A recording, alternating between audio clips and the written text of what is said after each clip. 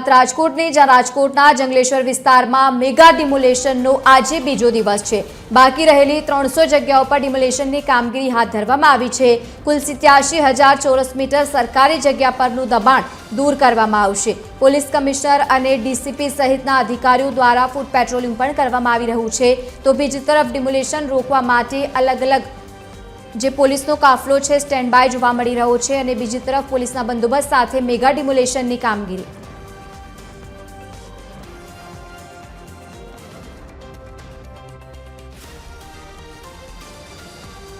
મહાનગરપાલિકાનું અત્યાર સુધીનું સૌથી મોટું મેગા ડિમોલેશન એટલે જંગલેશ્વરનું ડિમોલેશન આજે બીજો દિવસ છે। સતત ડિમોલેશન ચાલી રહ્યું છે અને વહેલી સવારથી જ ડિમોલેશનની કામગીરી હાથ ધરવામાં આવી છે।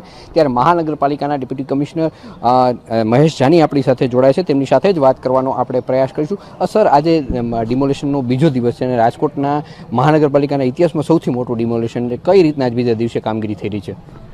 આપણે ગઈકાલની જ જે 42 ટીમો છે એને ડિપ્લોય કરી છે અને જે 9 ટીમોનું ગઈકાલે કામ સંપૂર્ણપણે પૂરું થઈ ગયેલું, એને જ્યાં વધારે કામ બાકી છે, જ્યાં પાક્કા મકાનો વધારે છે એ જગ્યાએ રીડિસ્ટ્રીબ્યુટ કરીને ડિપ્લોય કરી દેવામાં આવ્યા છે। એમની પાસેની મશીનરી પણ આપણે મોબિલાઇઝ કરીને રીઅલાઇન કરી લીધું છે બધું।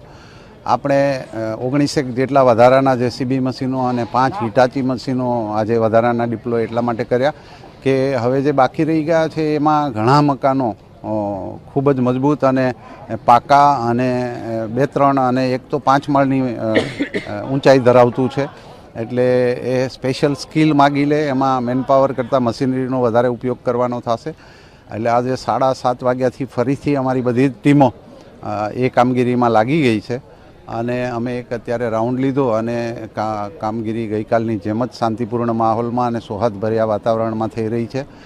અહીંના આગેવાનોની એક રજૂઆત હતી, સામાજિક આગેવાનોની એક રજૂઆત હતી કે જે ડિમોલિશનનો કાટમાળ પડ્યો છે તો પાછળ રહેવાવાળા રહીશોને આવવા જવામાં એ કાટમાળ ઉપરથી ચાલવું પડે છે, તો એને થોડી જગ્યા કરી આપવામાં આવે।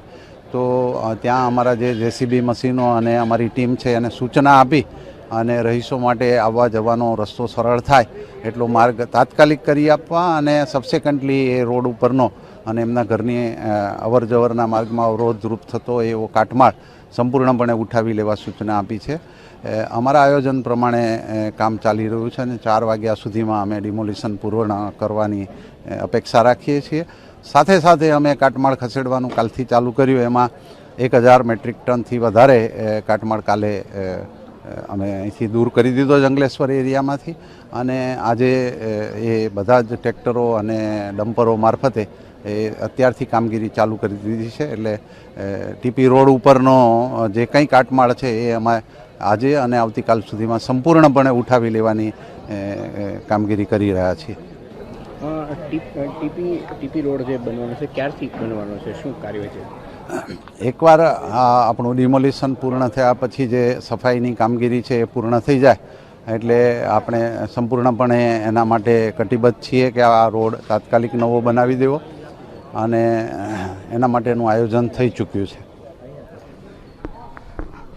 તો આ હતા municipal deputy commissioner Mahesh Jani, તેમણે ખાસ વાતચીત જણાવ્યું કે હવે આગળની કામગીરી યોગ્ય રીતના ચાલી રહી છે। કેમેરામેન રવિ ચાવડા સાથે રવિ મોટવાણી, TV 13 રાજકોટ।